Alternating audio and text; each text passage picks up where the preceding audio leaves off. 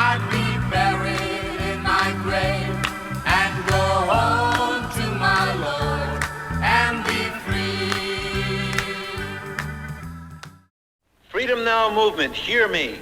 We are requesting all citizens to move into Washington, to go by plane, by car, bus, any way that you can get there. Walk if necessary.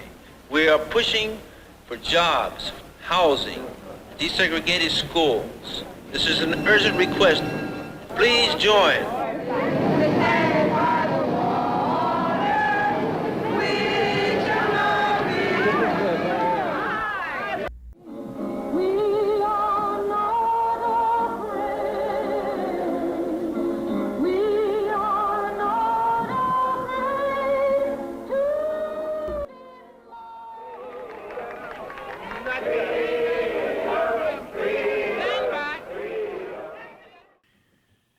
This is the annual Love Lives Here salute to Reverend Dr. Martin Luther King, Jr., as presented on Montana Public Radio, and is made possible through the generous support of Lucy Smith and Glacier Bank. This program is dedicated to John Lewis and his mantra, make good trouble. I'm Alan Secher. And I'm Bruce Guthrie. We're the producers. On an August day in 1963, 250,000 marchers gathered in front of the Lincoln Memorial in Washington, D.C. to rally for jobs and freedom. The march was peaceful. Civil disobedience was not tolerated. The march is best remembered as the occasion for King's I Have a Dream speech, but much, much more occurred that summer day beyond the dream. The march was organized by A. Philip Randolph, the president of the Brotherhood of Sleeping Car Porters and vice president of the AFL-CIO, and Bayard Rustin, who was an American leader in social movements for civil rights, nonviolence, and gay rights. A history of the march from Professor David Krugler, professor of African American Studies at the University of Wisconsin, Platteville. Real precedent to the 1963 march is when A. Philip Randolph, as president of the Union of Sleeping Car Porters, an all-black union, the porters who tended to the passenger cars on America's railways. Randolph looked at all of the hiring that was going on in 1940 in defense plants. In 1940, the United States government spent $10 billion to beef up its defenses because World War II was underway. And even though the US wasn't in the war, preparations needed to be made. But when black applicants went to these plants, qualified black applicants and applied for jobs, they were turned away simply because they were black. A. Philip Randolph had been through this before in World War I, the war to make the world safe for democracy. Hadn't worked out that way for African Americans. And so Randolph pointedly challenged President Roosevelt, you need, as president and commander-in-chief, to give loyal black Americans the same opportunity to work and fight for their country, end segregation in the military. If you don't, I'm going to bring 100,000 African Americans to Washington to peacefully march. Roosevelt tries to wiggle out of this. He tries some face-saving measures. Randolph sees through them and says, you've got to issue an executive order and you've got to establish a committee to enforce it. Roosevelt says, if I do that, will you call off the march? And Randolph says, yes. But if you fail to follow through, I will bring the march back to Washington. And Randolph indicated he would do so in 1943 if Roosevelt didn't take additional action to end discrimination and segregation in the defense industries and the military. And Roosevelt again followed through. Well, let's forward 20 years later. The civil rights movement is picking up momentum, but still systemic discrimination in employment. And so Randolph says to a friend and a great organizer, participant in the civil rights movement, Bayard Rustin, we need to come back to Washington, and this time we're really going to march. That brings us the March on Washington for Jobs and Freedom. Randolph and Rustin intended to focus the march on economic inequality, stating in their original plan that integration in the fields of education, housing, transportation, and public accommodations will be of limited extent and duration so long as fundamental economic inequality along racial lines persists. As they negotiated with other leaders, they expanded their stated objectives to jobs and freedom, to acknowledge the agenda of groups that focused more on civil rights. More than a dozen speakers were featured. The very first was Randolph. Professor Krugler on the Randolph Address. So let's turn now to Randolph's speech. And it's important for us to keep in mind that although the keynote address by King receives much and due attention, this was meant to be a march, an effort, a campaign to highlight the long career of A. Philip Randolph, his long struggle to win equality of opportunity, especially in the areas of employment. And that's why he's the first major speaker. And if we look at the remarks Randolph makes, we see the core message of this gathering, which brings an estimated 250,000 people to the mall in Washington on a surprisingly mild August day for the area. We are not a mob, Randolph states emphatically. We are the vanguard of a moral revolution for jobs and freedom. Note that jobs comes first, jobs and freedom. This is an intentional linkage of economic opportunity and the ability and opportunity to prosper in America, that freedom is not possible without those opportunities. This is a message that Randolph has been stating for decades, and it's important for us to note that Randolph here is reinforcing the very messaging of the longest serving president in US history, Franklin D. Roosevelt. In 1944, in his State of the Union address, during World War II, Roosevelt takes time to talk about what needs to happen in America in the post-war period. And I'd like to quote a little bit from his State of the Union address because we're going to see such a clear connection to the purpose and messaging of the March on Washington in 1963. Late in the speech, Roosevelt says, quote, "This republic had its beginning and grew to its present strength under the protection of certain inalienable political rights, among them the right of speech, free press, free worship, trial by jury, freedom from unreasonable searches and seizures. They were our rights to life and liberty," end quote. So that's a familiar message to every American, even school children who are being taught this. Then Roosevelt makes an interesting turn. As we have developed, as we have modernized, as our industrial economy has grown, quote, "These political rights proved inadequate to assure us equality in the pursuit of happiness," end quote. That's one of the most radical things I believe Franklin Roosevelt ever said. Political rights established in our Constitution based on natural rights and the Declaration of Independence are now inadequate.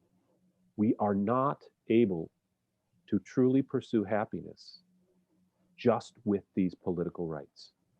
Roosevelt goes on to say, quote, "We have come to a clear realization of the fact that true individual freedom cannot exist without economic security and independence. People who are hungry and out of a job are the stuff of which dictatorships are made. In our day, these economic truths have become accepted as self-evident. We have accepted, so to speak, a second Bill of Rights under which a new basis of security and prosperity can be established for all, regardless of station, race, or creed," end quote. Roosevelt then goes on to list these rights within his so-called Second Bill of Rights. And the first one listed, the right to a useful and high-paying job, the right to earn enough to provide adequate food and clothing and recreation.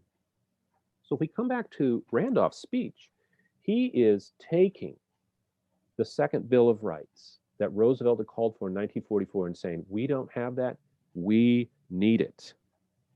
There is too little opportunity in this country, and not just for people of color, for African Americans, but for poor whites as well. And we are not going to have freedom in this country until there are good jobs available to all. And we're not going to give up on this. We will come back to Washington again and again until total freedom is ours. So Randolph was building off Roosevelt, but also building off what he had done in 1941.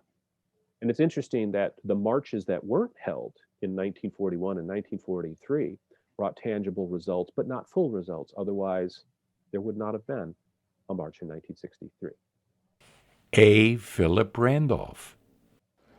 Fellow Americans, we are gathered here in the largest demonstration in the history of this nation. Let the nation and the world know the meaning of our numbers. We are not a pressure group.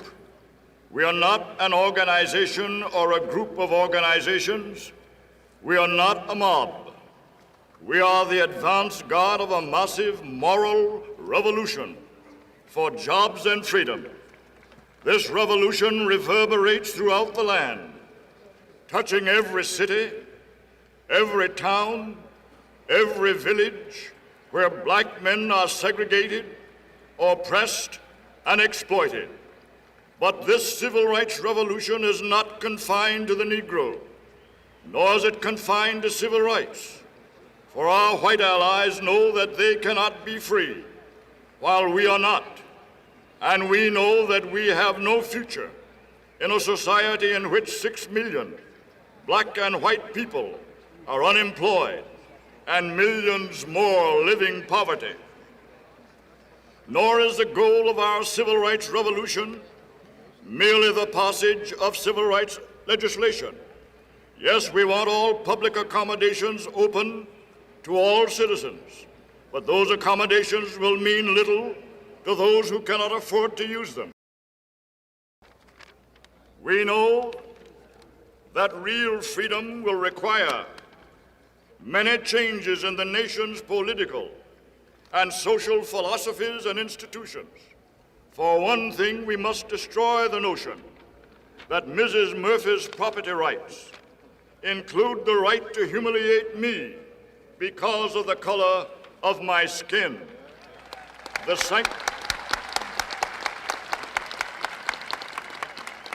sanctity of private property takes second place to the sanctity of the human personality. It falls to the Negro to reassert this proper priority of values because our ancestors were transformed from human personalities into private property. It falls to us to demand new forms of social planning to create full employment.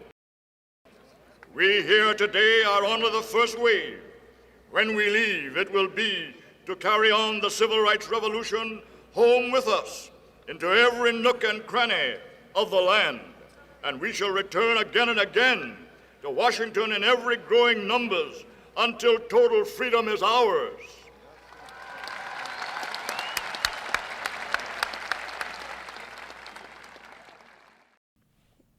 Dr. Frankie Wilmer, Professor of Political Science at Montana State University and past chairman of the Montana Human Rights Commission. Really struck by what Philip Randolph, his message, his overall message, because, first of all, he was the organizer of the march, but he was also not a civil rights activist and a union organizer and activist. And so I thought that, his message reminded me somewhat of the way Obama reached out broadly. He never lost sight of putting front and center the injuries and the injustices that continue to impact Black Americans. That remained at the center of his message. But he also broadened his message to talk about allies, right? He says, for our white allies know they can't be free while we're not free. That's really a message of empathy. It's a call to empathic engagement. He's saying that without sidelining or in any way diminishing the centrality and the mobilization of people to end oppression, racial oppression in this country. He also, again, broadened his call. I thought of it as a call for unity, an invitation for allyship, without, focusing on the need to overturn and end oppression. But, for instance, when he said that in this country, we're not going to be free and no one else is free as long as we're not free. He says, we can't be free in a society in which 6 million Black and white people are unemployed. That was a message of unity. It was a message I think we need to revisit. We're wringing our hands as liberals and progressives these days, talking about how we've lost, the white working class, but that wasn't always true. And I think Obama rekindled that unity. He knew how to put in context the racial differences and the working class commonalities, right? And I think that Randolph did that as well. I mean, Obama carried Pennsylvania in 2012, by 10 points. And here we were worried, about how do we do that? It was Obama who did that. I mean, 25% of his supporters in his last election were white working class. And Obama's message was always this way of reaching broadly to engage us in a narrative about what it means to be American. And Randolph did that by pointing at the focal point of Black oppression and injustice. He called it a revolution for jobs and justice. And that was our revolution, broadly speaking, allies and those injured directly who continue to suffer from that injustice. Singer Marian Anderson sang, "He's Got the Whole World in His Hands." Mahalia Jackson presented "How I Got Over." Joan Baez did "We Shall Overcome." Peter, Paul, and Mary led Bob Dylan's "Blowin' in the Wind." Odetta sang "I'm on My Way to Freedom," and the Freedom Singers lifted the crowd with "Oh, Freedom."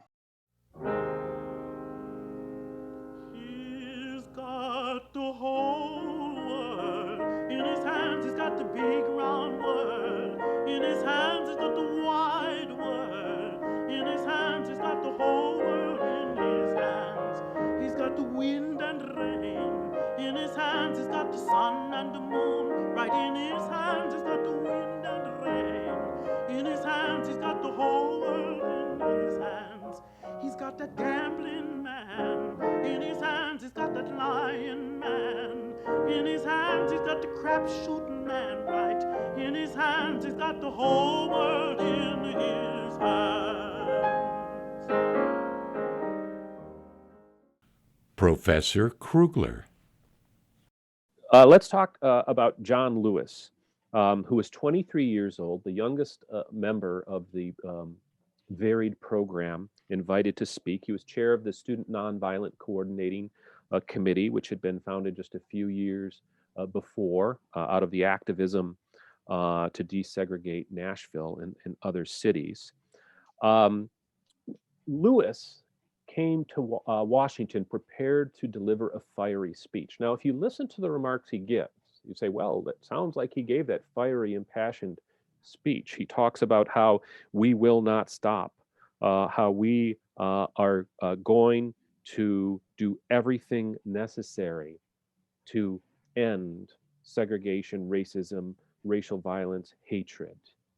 But the speech that Lewis originally intended to give was even more provocative than the one he did deliver. He had included a line that said this: "I want to know which side is the federal government on. I want to know which side is the federal government on." And that remark bothered some of the other speakers. And initially, Lewis refused to remove it. And he was persuaded to do so by this argument.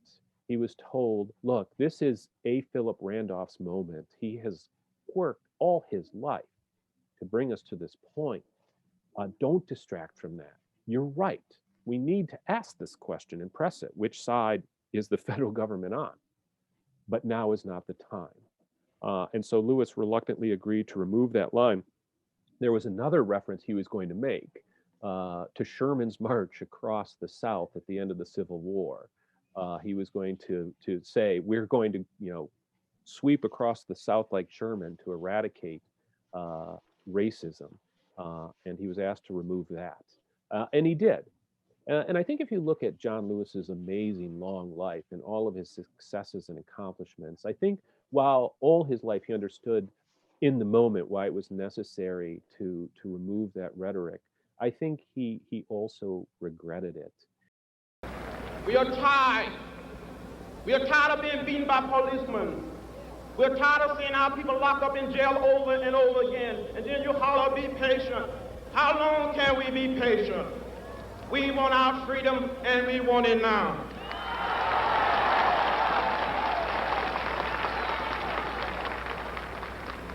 We do not want to go to jail, but we will go to jail if this is the price we must pay for love, brotherhood, and true peace.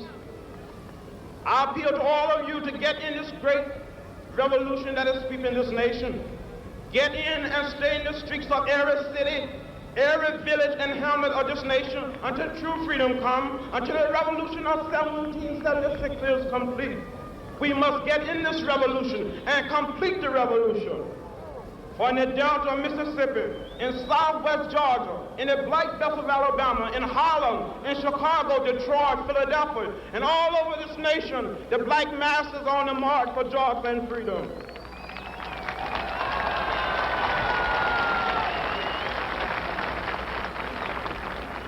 We're talking about slow down and stop. We will not stop. All of the forces of Eastland, Barnett, Wallace, and Thurman will not stop this revolution.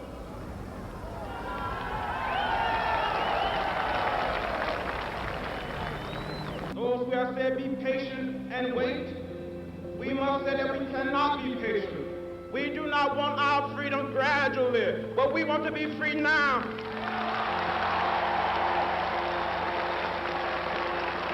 The time will come when we will not confine our marching to Washington. We will march through the South, through the streets of Jackson, through the streets of Danville, through the streets of Cambridge, through the streets of Birmingham. We must say, wake up, America, wake up, for we cannot stop, and we will not and cannot be patient.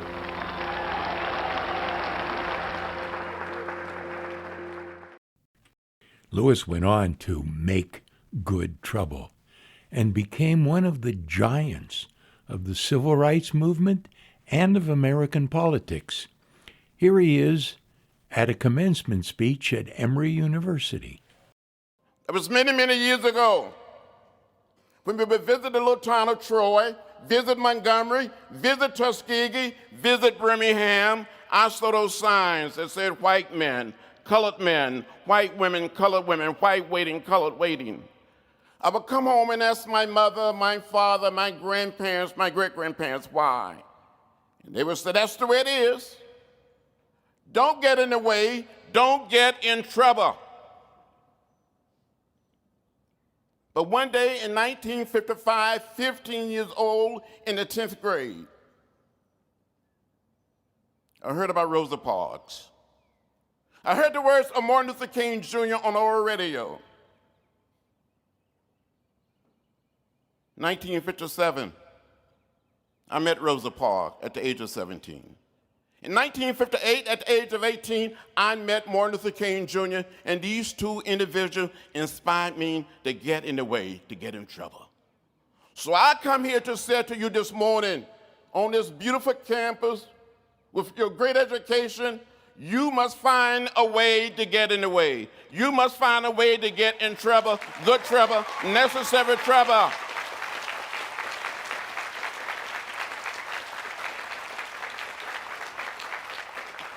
Use your education You have wonderful teachers, wonderful professors,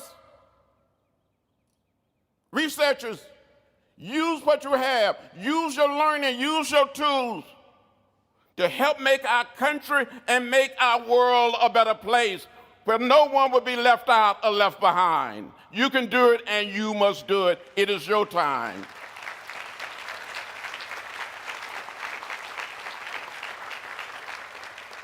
In a few short days, we will commemorate what we call the Mississippi Summer Project. For more than 1,000 students from all over America, many from abroad, made a trip to Mississippi to encourage people to register to vote. And the summer night of June 21st, 1964, 3 young men that I knew, 2 whites and 1 African American, Mickey Werner, Andy Goodman, and James Chaney, went out to investigate the burning of an African American church that was used for voter registration workshop. These 3 young men were detained by the sheriff, taken to jail, taken out of jail, turned over to the Klan, where they were beaten, shot, and killed. And I tell students today, these 3 young men didn't die in Vietnam. They didn't die in the Middle East or Eastern Europe. They didn't die in Africa or Central or South America. They died right here in our own country, trying to help all of our citizens become participants in the democratic process. As young people, you must understand that there are forces that want to take us back to another period. But you must say that we're not going back. We made too much progress, and we're going forward. There may be some setbacks, some delays, some disappointment, but you must never, ever give up or give in. You must keep the faith and keep your eyes on the prize. That is your calling. That is your mission. That is your moral obligation. That is your mandate. Get out there and do it. Get in the way.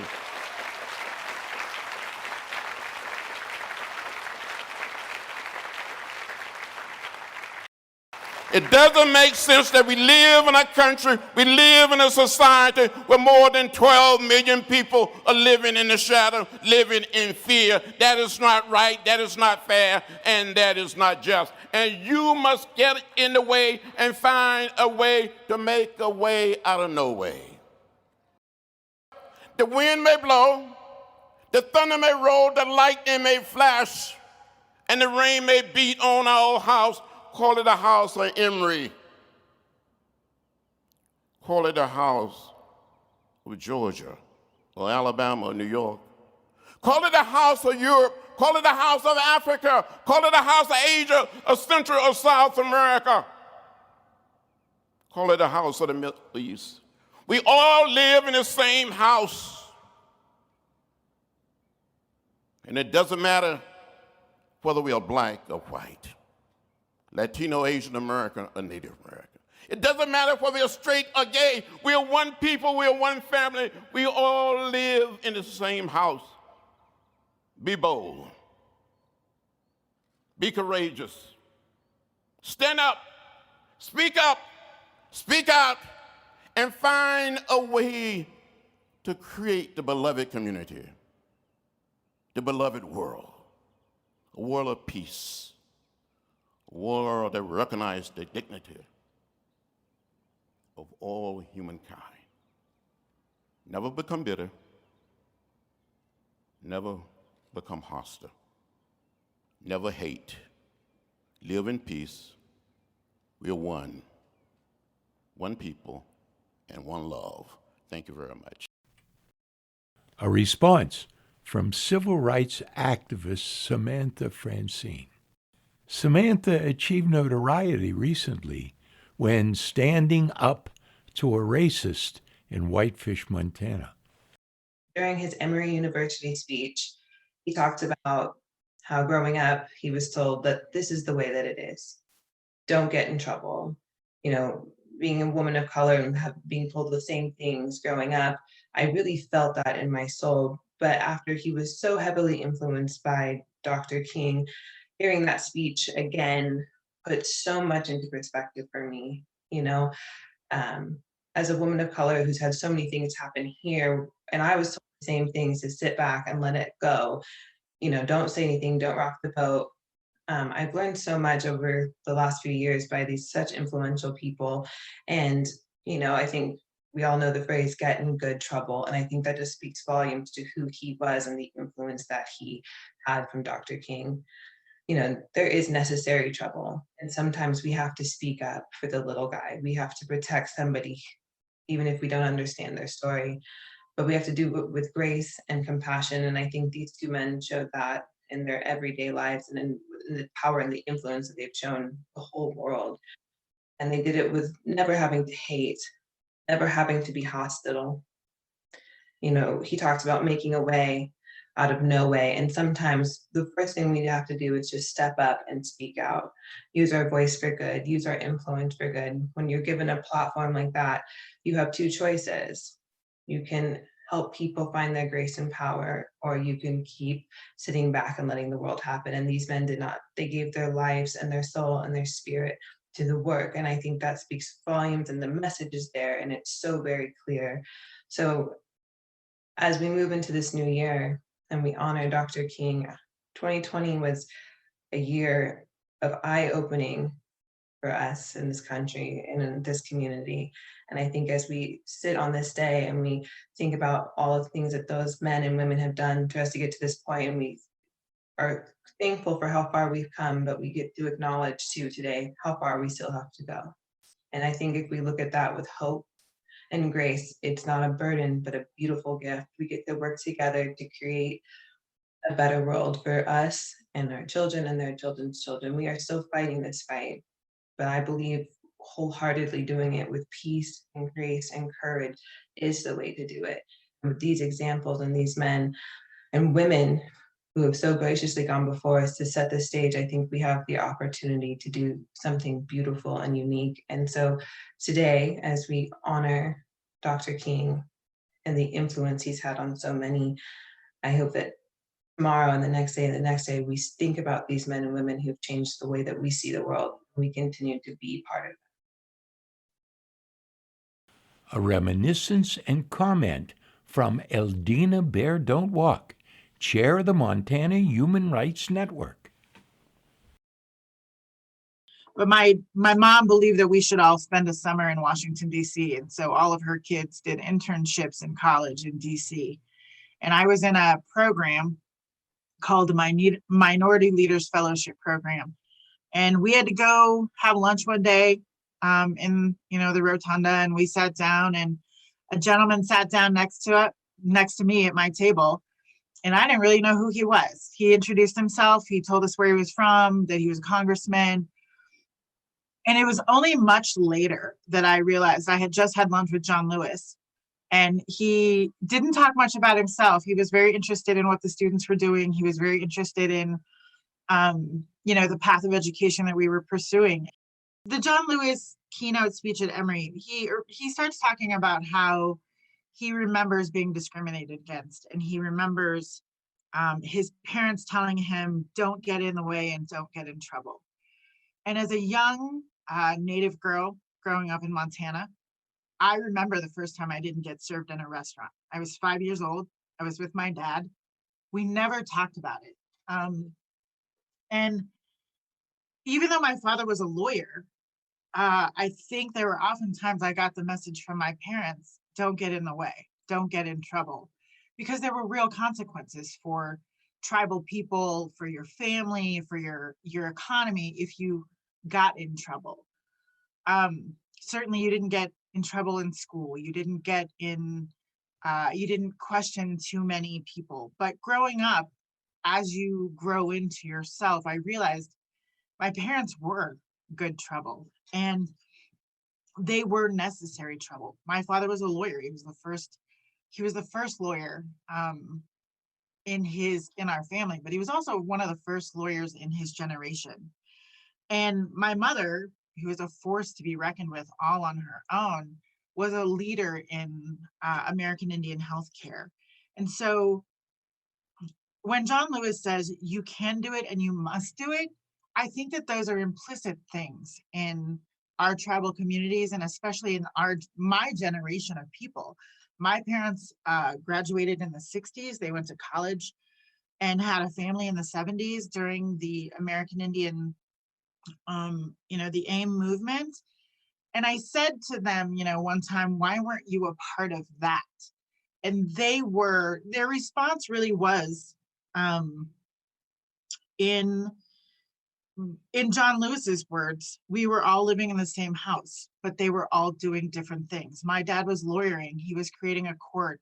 My mom was advocating for more people to get into education.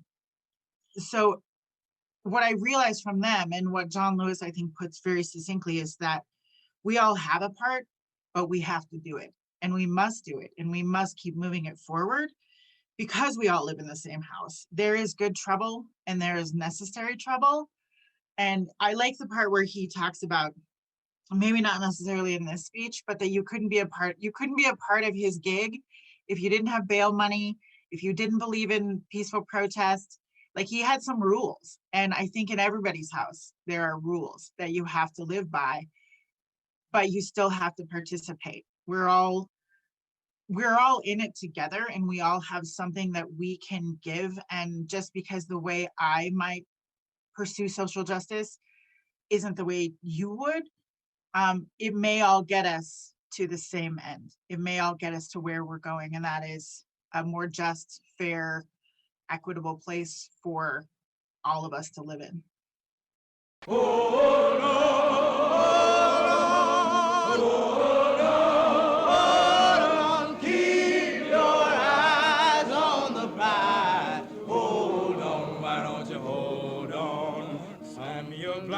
Was locked in jail, had no money for to go his bail. Keep your eyes on the prize. Hold on, why don't you hold on? Hold on, hold on, hold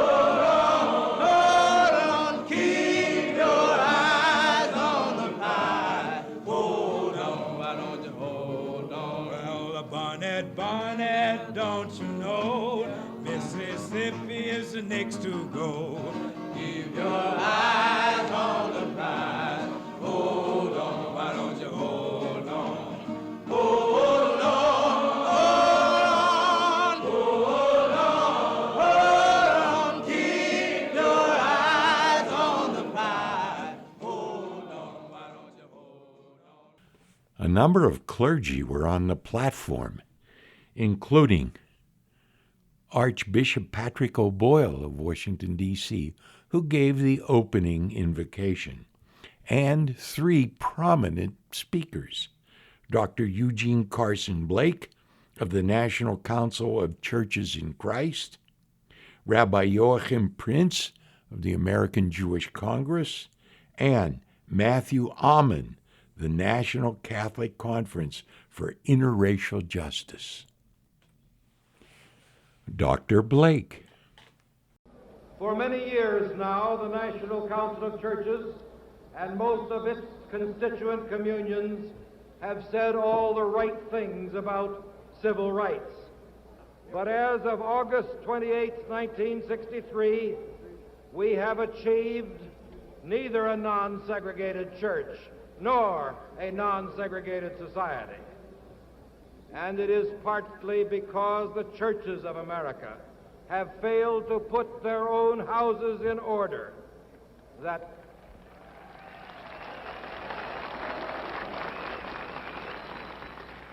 100 years after the Emancipation Proclamation, 175 years after the adoption of the Constitution, 173 years after the adoption of the Bill of Rights, the United States of America still faces a racial crisis.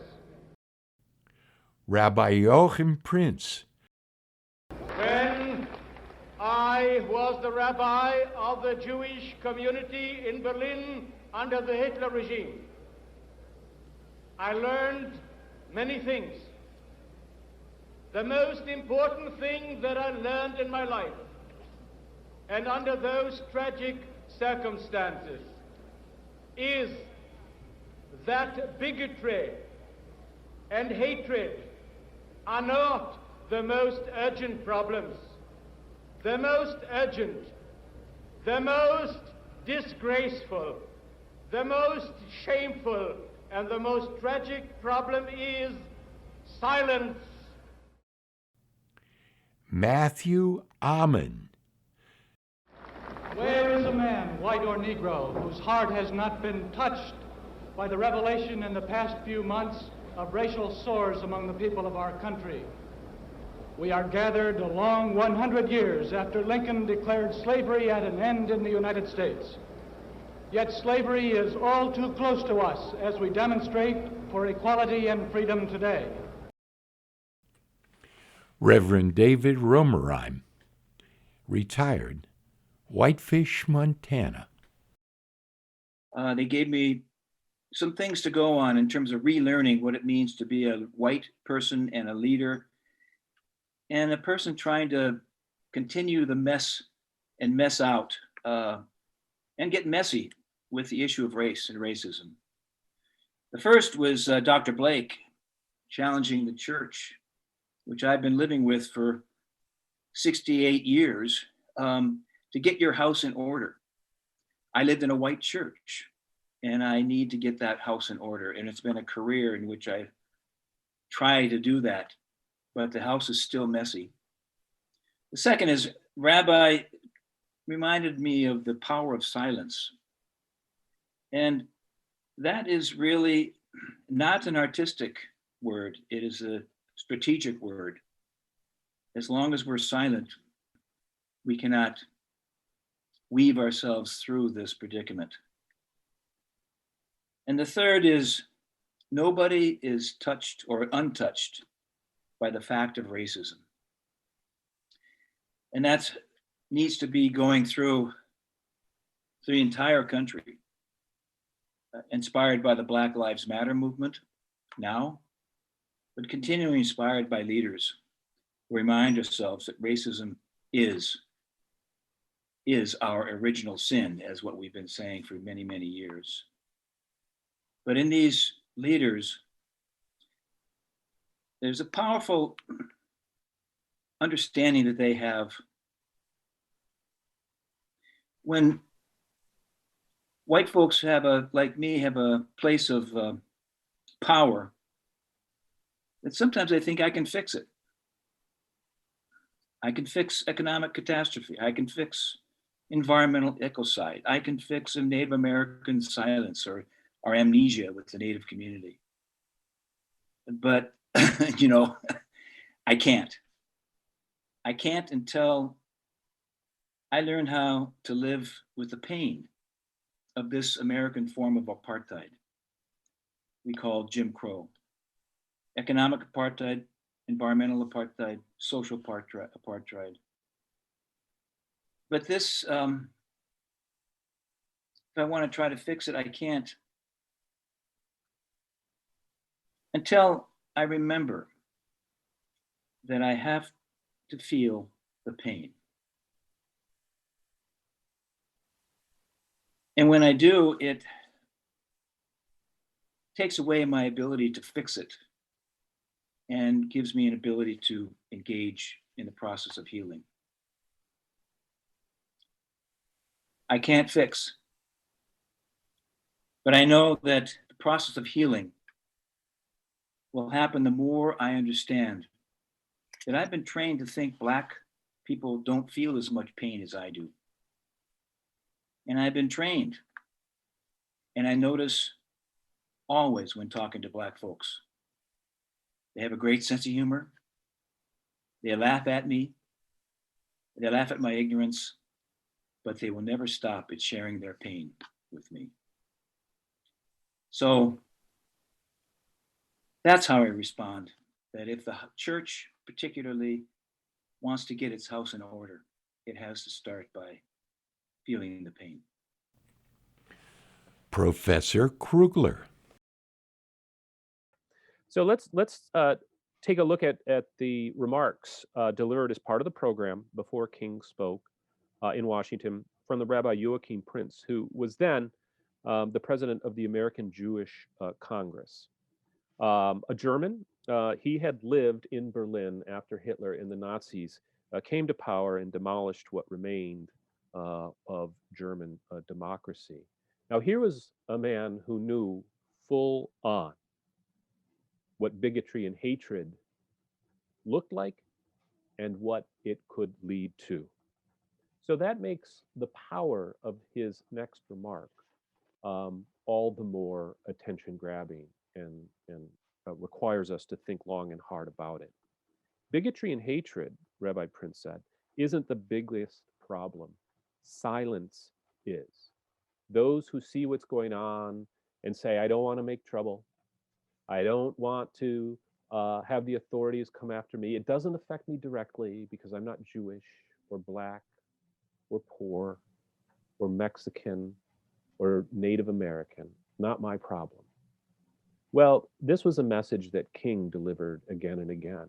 In 1963, the same year of the march, as he sat in jail for an unjust arrest in Birmingham, Alabama, King wrote a letter to fellow clergymen, especially directed at white clergy who had criticized civil rights activism, had frowned upon the trouble it caused, and indicated that the churches were committed to justice for all, but that gradualism was necessary. Well, in his letter from the Birmingham jail, King demolishes this notion of gradualism being an appropriate strategy, one that would even succeed. I mean, he just demolishes that given the times. I mean, wasn't 100 years enough since emancipation?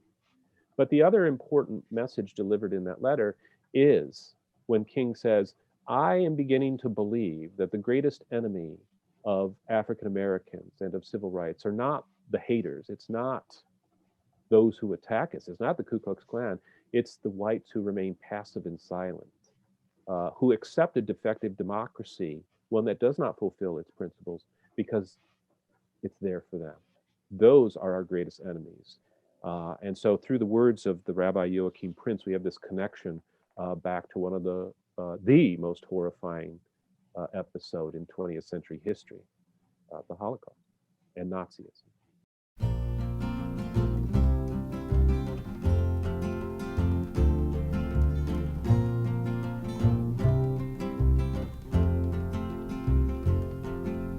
How many roads must a man walk down before they call him a man? How many seas must a white dove sail before she sleeps in the sand? How many times must the cannonballs fly before they're forever banned? The answer, my friend, is blowing in the wind. The answer is blowing in the wind. The march was not universally supported among civil rights activists. Some, including Rustin and President Kennedy, were concerned that it might turn violent, which could undermine pending legislation and damage the international image of the movement. Civil disobedience, thus, would not be permitted. The march was condemned by Malcolm X, spokesperson for the Nation of Islam, who termed it the farce on Washington. Despite their disagreements, the group came together on a set of goals. Passage of meaningful civil rights legislation. Immediate elimination of school segregation. Bear in mind that the Supreme Court had ruled that segregation of public schools was unconstitutional in 1954, 9 years earlier in the Brown versus Board of Education ruling. A program of public works, including job training for the unemployed.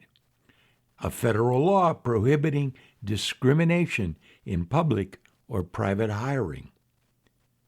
A $2 an hour minimum wage nationwide. That would be equivalent more or less to about $17 this year.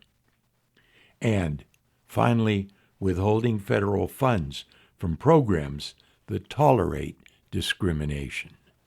To most of us, the recollection from the 1963 march is King's "I Have a Dream" speech. But King had a lot more to say prior to the "I Have a Dream" portion of the speech. I have the pleasure to present to you Dr. Martin Luther King, Jr.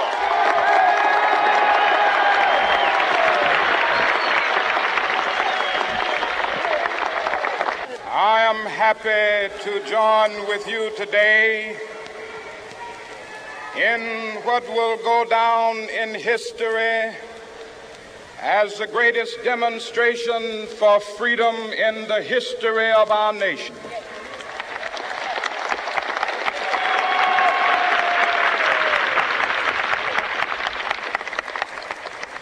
Five score years ago, a great American in whose symbolic shadow we stand today signed the Emancipation Proclamation.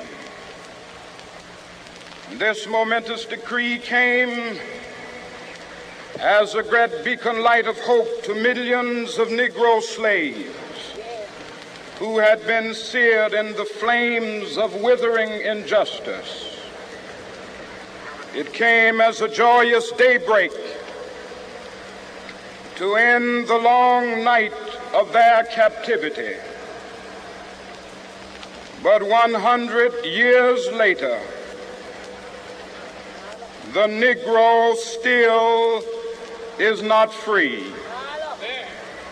100 years later, the life of the Negro is still sadly crippled by the manacles of segregation and the chains of discrimination. 100 years later, the Negro lives on a lonely island of poverty in the midst of a vast ocean of material prosperity. 100 years later, the Negro is still languished in the corners of American society and finds himself in exile in his own land. And so we've come here today to dramatize a shameful condition. In a sense, we've come to our nation's capital to cash a check.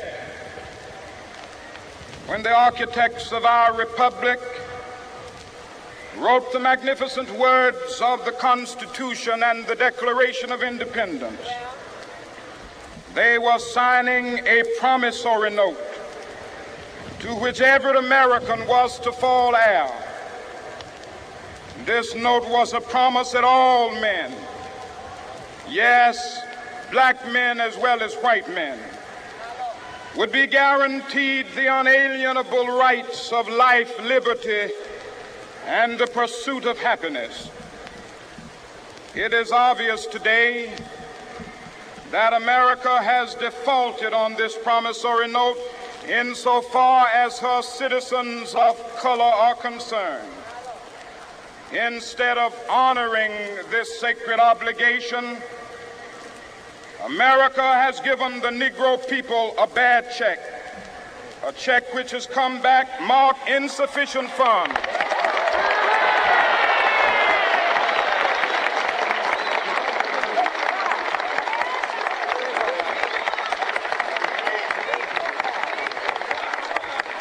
But we refuse to believe that the Bank of Justice is bankrupt.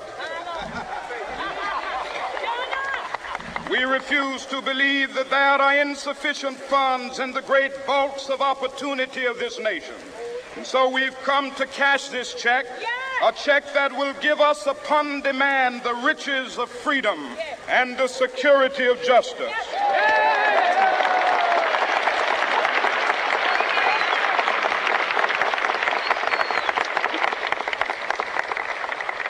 we have also come to this hallowed spot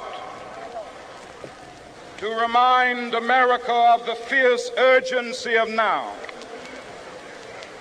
This is no time to engage in the luxury of cooling off or to take the tranquilizing drug of gradualism.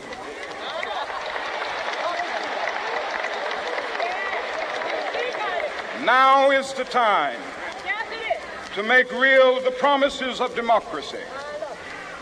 Now is the time to rise from the dark and desolate valley of segregation to the sunlit path of racial justice. Now is the time to lift our nation from the quicksands of racial injustice to the solid rock of brotherhood. Now is the time to make justice a reality for all of God's children. It would be fatal for the nation to overlook the urgency of the moment. This sweltering summit of the Negro's legitimate discontent will not pass until that is an invigorating autumn of freedom and equality. 1963 is not an end, but a beginning. Judith Heilman, the head of the Montana Racial Equity Project of Bozeman.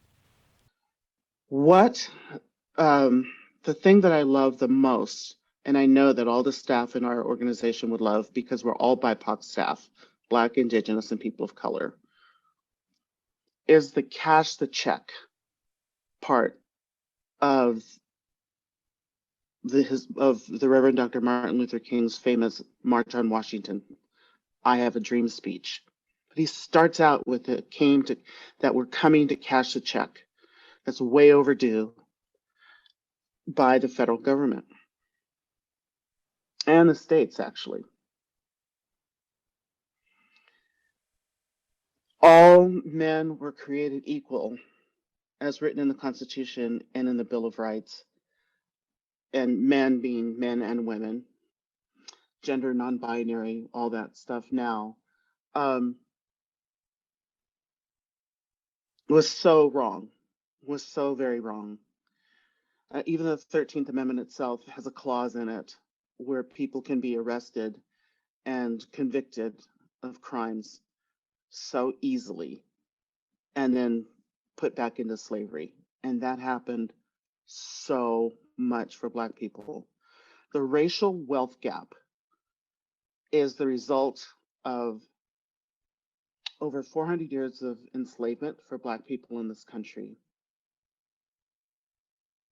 It is the fact that when Black people were, when the Emancipation Proclamation came and people were promised reparations, those reparations went to former slaveholders who got money for the loss of their property, which was us Black people. And years of economic suppression for us, not being able to join unions, not being able to buy houses, being redlined, get federal loans, GI bills, all those things have contributed to a racial wealth gap for Black families and white families and this figure is about, it's 2 or 3 years old, so I'm sure it's worse now. The average wealth for every $100 of the average wealth of the average white family, the average Black family has $5.04. $5.04. This has to do with all these things being brought into it about low-paying jobs, no job security, being unable to join a union and have health care, being unable to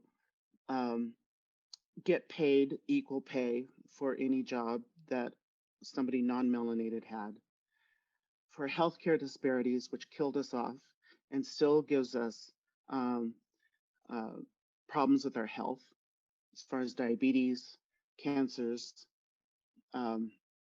obesity, cardiovascular disease, depression. Justice, education, the failures of justice, the failures of education, and the failure of healthcare for us Black folks have got this so bad that we are now in a situation we demand our check to be cashed. Maury Pierce, Multicultural Affairs, University of Montana, and Racial Justice Person of the Year. I chose to take a look at King's speech just relative to March on Washington, and where he talked about the promissory note, where he talked about America has written a check that it really hasn't had funds to cash. He talked about insufficient funds in terms of that check. And I think that's true. We have a sense now, a lot of folks will talk about having these conversations about race. We need to start a conversation about race. And part of that necessity, I'm not denying that necessity, but part of that is understanding not only just where we're at, but having a clear understanding of where we've been. And I think that speaks volumes to King's speech, speaks volumes to where we have been. He talks about 100 years ago. He continually makes that reference to 100 years ago. He talks about slavery. He talks about disenfranchisement. He talks about all of these things, the Emancipation Proclamation 100 years ago. Well, we're since removed about 50, 60 years from that speech, and some of those things are still prevalent here in this country. And so I think that it's important to take a look at what he said within context, and then juxtapose that to where we are today. Today, we have issues surrounding what many have termed police brutality. In some sense, I'm more inclined to take a look at what my good friend and author Claude Lick calls public executions to some degree.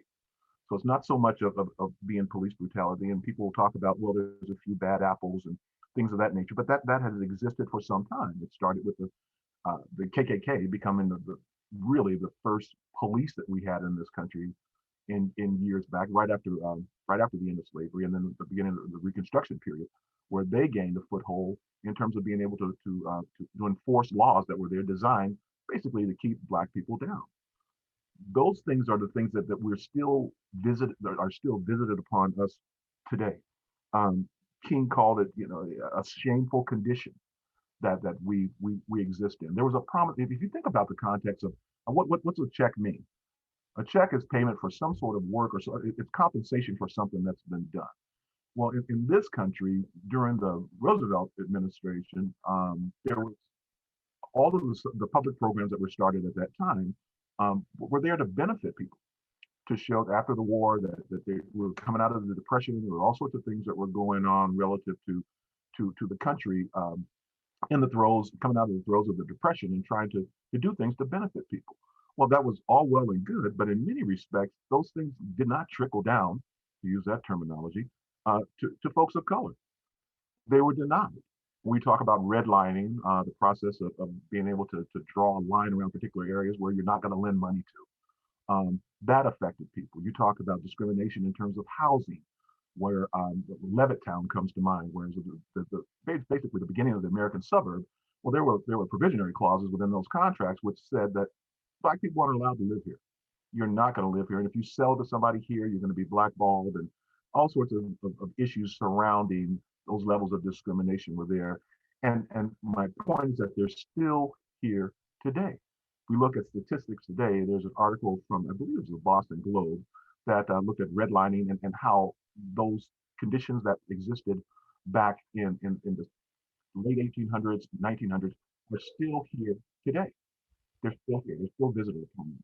So those are things that I think that speech informs, and what we can learn from that is King talked about the urgency of now in many instances, about how important it is to do these things now. Now, mind you, this was 60-some years ago. That was the urgency of now. There's an urgency of now still existing today. We have not really got a grasp on what those things mean. And that, to some degree, precludes us from moving forward.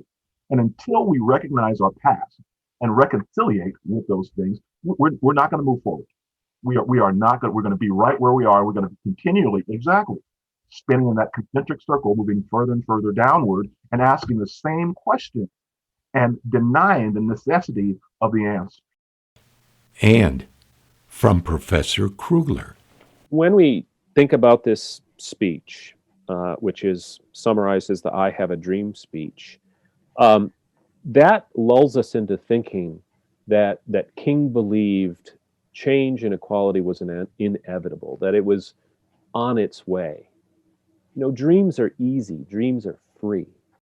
I think it's because King gets compressed to a snippet of rhetoric from that speech.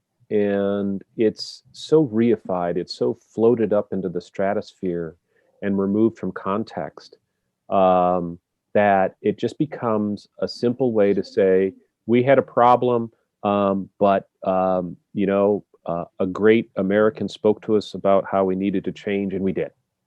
And it was all about having a dream. And that completely flattens King as a historical figure. I mean, we have to remind ourselves that he had just over a decade of national leadership, you know, from the boycott in Montgomery, which he was not an organizer of at the beginning, until his murder. And so, but he accomplished so much during that time and said so much, so many profound things, and yet all we do is circle back once a year to that snippet of rhetoric. And as eloquent and significant as it is, it's just a little bit of who he was. And I think that's why. You know, a lot of people are probably going to be surprised to hear this fact. There is a phrase that's repeated more in King's speech than "I have a dream," which is a rhetorical device known as an anaphora, when you repeat something short and simple for emphasis. And that phrase, which is said more than "I have a dream," is "let freedom ring." And, you know, that isn't, you know, that's a phrase that's going to make us feel good too. Or let freedom ring, right? Just hit the bell, let it ring, if you think about it metaphorically. But I think with "let freedom ring," King is suggesting, well, there's going to be a lot of work we have to do to get to that point. Martin Luther King continued his quest to get the check cashed. This from a speech at the National Cathedral just a few days before he was assassinated.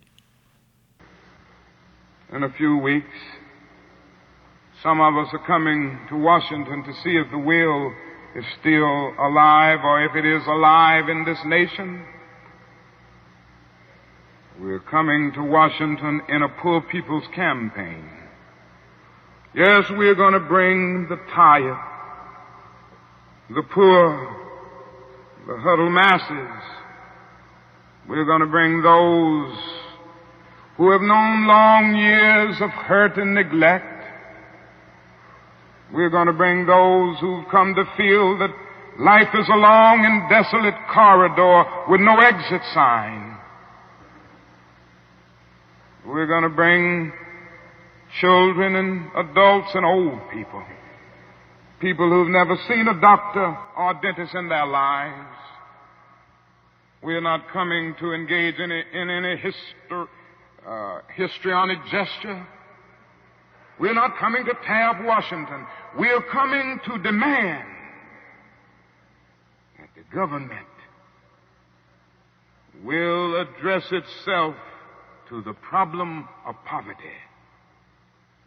We read one day, we hold these truths to be self-evident, that all men are created equal, that they are endowed by their Creator with certain inalienable rights, that among these are life, liberty, and the pursuit of happiness. But if a man doesn't have a job or an income, he has neither life nor liberty and the possibility for the pursuit of happiness. He merely exists. We're coming to ask America to be true to the huge promissory note that it signed years ago. And we're coming to engage in dramatic, non-violent action to call attention to the gulf between promise and fulfillment. to make the invisible visible. Why do we do it this way? We do it this way because it is our experience that the nation doesn't move around questions of genuine equality for the poor and for black people until it is confronted massively, dramatically, in terms of direct action. The check payment was often referenced in King's speeches. In May of 1967, in his Three Evils speech in New York City, the three evils being racism, poverty, and war. In that speech, he continues with demanding that the money be made available. The other thing I want you to understand is this, that it didn't cost the nation one penny to integrate lunch counters. It didn't cost the nation one penny to guarantee the right to vote. But now we are dealing with issues that cannot be solved without the nation spending billions of dollars and undergoing a radical redistribution of economic power. Yeah. Jamar Galbraith, racial equity educator. But the parts that I really wanted to talk about is just where he says now we are dealing with issues that cannot be solved without the nation spending billions of dollars. And I love the way that he emphasizes billions. And then he also finishes that statement by saying, and undergoing a radical redistribution of economic power. And I think that there's just so many, this is such a layered statement, and there's so much like power in this statement. And there are a few different things that are happening sort of all at once. One of the things that I'm really big into is like looking at the unspoken words, or looking in between the lines. He goes on next to say, it didn't cost the nation one penny to integrate lunch counters. And he's talking about, he's reflecting on a desegregation movement. And I really love that, because again, he's at the Poor People's Campaign is really about redistributing economic power and connecting that economic power to really dismantling racism, being able to dismantle racism through building economic power. And so when he's talking about it didn't cost the nation a penny to integrate lunch counters, in some way that's a sort of like tongue-in-cheek way of saying it didn't cost the nation anything to shift this legislation. It didn't cost the nation anything to do work at integration. But when we talk about the unspoken things there's the unspoken language of that not being enough, especially as we look at his words just before around spending billions of dollars. Right. And so there's a really awesome sort of interplay here that I think that's going on with that language. And one of them is, really acknowledging the fact that, that some movement and some legislation needs to happen, and that there's an incremental change that needs to happen. Because, it creates a sort of culpability and response to, yeah, I guess we were a little racist when we were excluding people from, when we were excluding Black people from counters. I guess that's a bad idea, right? And then there's also, but that's not enough. And so if we're thinking around, legislation that doesn't cost money, that is also substantive, then it's just really important so it's just really incredible, just like thinking around the way that in that statement, he says, yes, these are great movements and legislations that we're making, but now to do some of the deeper work, the necessary work America needs to look drastically different than it does. And we're talking about billions of dollars in 1968. And I was an English major, not an economics or finance majors, but I'm pretty sure that like inflation and things like that could put a couple more zeros behind those billions, or at least add some figures to that. And so just thinking around the way that sort of is still happening today. We are seeing lots of organizations and companies as there's sort of a global reawakening to, or a global sort of a national reawakening to the effects of racism across America. We've got corporations and organizations, wanting to ensure that there's more representation of folks of BIPOC folks, Black, Indigenous, people of color, making sure that there's more representation, making sure that there's equal pay. And while those steps and legislations are certainly necessary, the work that needs to happen at the same time, and in a lot of ways, the work that is going to cost more money, are going to be going back and addressing a lot of those systemic challenges, systemic racism that are deeply embedded in our systems, that are in our systems today. And Dr. King went to seminary to study systemic theology. He believed in an order of things. He believed in structures and being able to understand structures. And at the key of things are structures. And economic power and economic justice is one of the largest, if not the largest, structure and barrier of systemic oppression here, not just in America, but globally as well, I believe.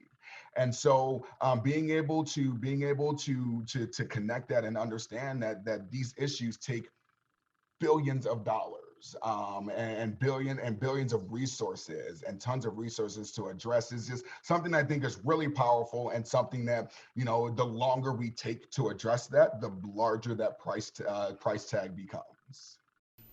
If he say no, no, no, no, no, no, I'm gonna go anyhow.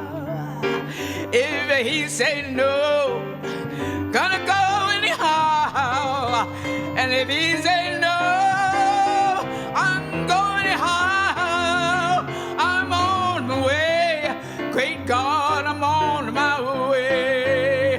I'm on my way. I'm on my way, and I won't turn back. I'm on my way, won't turn back. Professor Krugler on King's speeches following the march. But real change, real opportunity, fulfilling a second Bill of Rights along the lines Franklin Roosevelt had called for in 1944, in which Randolph is putting at the centerpiece of the March on Washington for jobs and freedom. I mean, King understood that. And in the 5 years he had left after the march, what comes out of his speeches time and time again? We are moving into a new phase. We need to commit financially to creating true opportunity, economic opportunity, because if you are not allowed to prosper, if you live in a rich nation and receive starvation wages, as King told striking Black sanitation workers in Memphis just before his murder, that's a crime. It is a crime to live in this rich nation and receive starvation wages. In Memphis as well, in March of 1968,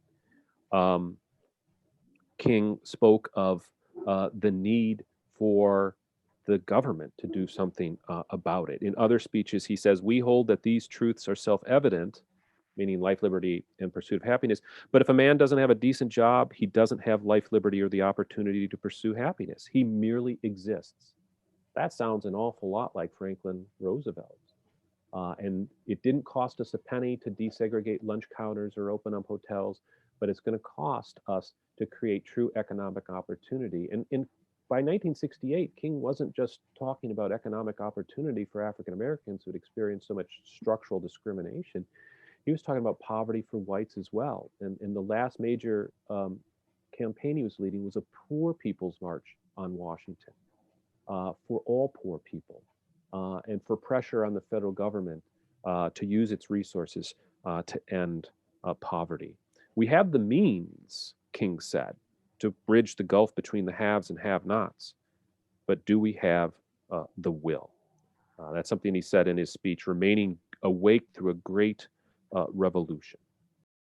There comes a time when one must take a position that is neither safe, nor politic, nor popular, but he must do it because conscience tells him it is right. And I believe today that that is a need for all people of goodwill to come with a massive act of conscience. This is the challenge facing modern man. And we have difficult days ahead in the struggle for justice and peace. But I will not yield to a politic of despair. I'm going to maintain hope. As we come to Washington in this campaign, the cards are stacked against us. This time we will really confront a Goliath. And God grants that we will be that David of truth set out against the Goliath of injustice, the Goliath of neglect, the Goliath of refusing to deal with the problems, and go on with the determination to make America the truly great America that it is called to be. We read one day, we hold these truths to be self-evident, that all men are created equal, that they are endowed by their Creator with certain inalienable rights, that among these are life, liberty, and the pursuit of happiness. But if a man doesn't have a job or an income, he has neither life nor liberty and the possibility for the pursuit of happiness. He merely exists. And from his address to the garbage workers in Memphis. All labor has dignity.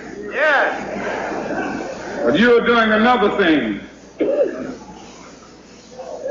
You are reminding not only Memphis, but you are reminding the nation that it is a crime for people to live in this rich nation and receive starvation wages. America's opportunity to help bridge the gulf between the haves and the have-nots. And the question is whether America will do it. There's nothing new about poverty. What is new is that we now have the techniques and the resources to get rid of poverty. And the real question is whether we have the will. At the 63 March, the SNCC Freedom Singers led the 250,000 gathered in the singing of the Civil Rights Anthem. We shall overcome. We shall overcome. At the National Cathedral speech, King had his own response to the anthem. There's a little song that we sing in our movement down in the South. I don't know if you've heard it, but it has become the theme song. We shall overcome. We shall overcome. Deep in my heart, I do believe we shall overcome. Though I join hands so often with students and others behind jail bars singing it, we shall overcome. Sometimes we've had tears in our eyes when we joined together to sing it, but we still decided to sing it. We shall overcome. No, before this victory is won, some will have to get thrown in jail some more, but we shall overcome. Don't worry about us. Before the victory is won, some of us will lose jobs, but we shall overcome. Before the victory is won, even some will have to face physical death. But if physical death is the price that some must pay to free their children from a permanent psychological death, then nothing shall be more redemptive. We shall overcome. Before the victory is won, some will be misunderstood and called bad names and dismissed as rabble-rousers and agitators, but we shall overcome. And I'll tell you why. We shall overcome because the arc of the moral universe is long, but it bends toward justice. We shall overcome because Carlyle is right. No lie can live forever. We shall overcome because William Cullen Bryant is right. Truth crushed to earth will rise again. We shall overcome because James Russell Lowell is right. Truth forever on the scaffold long forever on the throne. Yet that scaffold sways the future. And behind the dim unknown standeth God within the shadow, keeping watch above his own. We shall overcome because the Bible is right. You shall reap what you sow. We shall overcome. Deep in my heart, I do believe we shall overcome. And with this faith, we will go out and adjourn the councils of despair and bring new light into the dark chambers of pessimism. And we will be able to rise from the fatigue of despair to the buoyancy of hope. And this will be a great America. We will be the participants in making it so. And so as I leave you this evening, I say, walk together, children. Don't you get weary. There's a great camp meeting in the corner.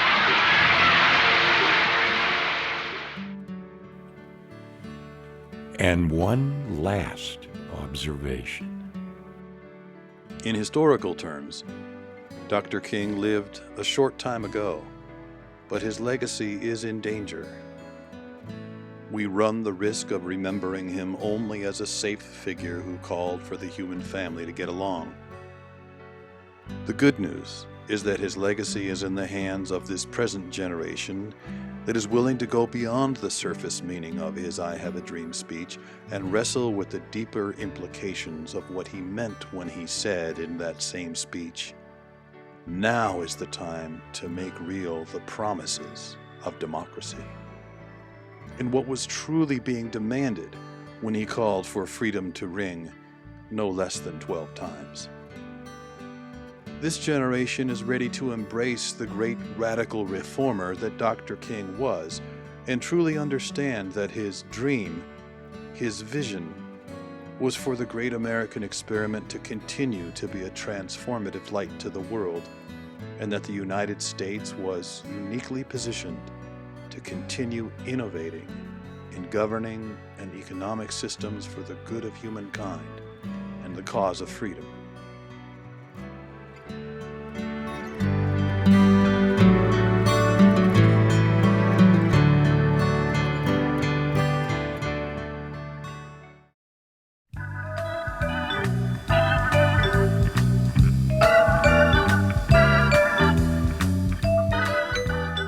Thus concludes our salute to Dr. Martin Luther King Jr.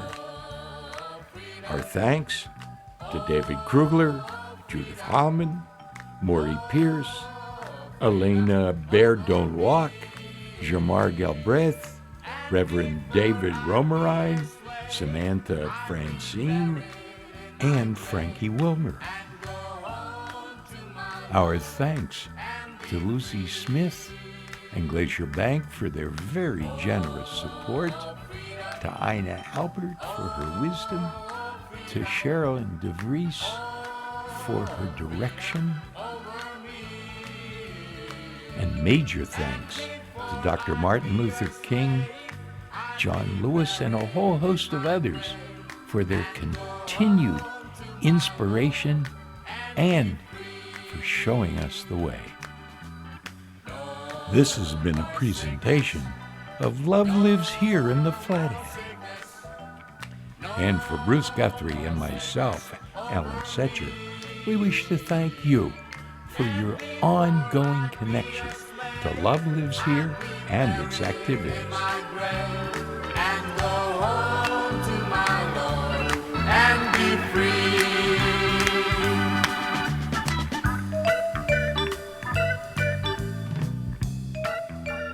An additional note, over the years, Love Lives Here and the Mennonite Church have presented a peace quilt to leaders of the civil rights and justice movements in the Flathead. Past recipients have included Will Randall, Sam and Ruth Neff, the Abbey Shelter, Tanya Gersh, and a number of others. This year, the award winner is still in process. Stay tuned.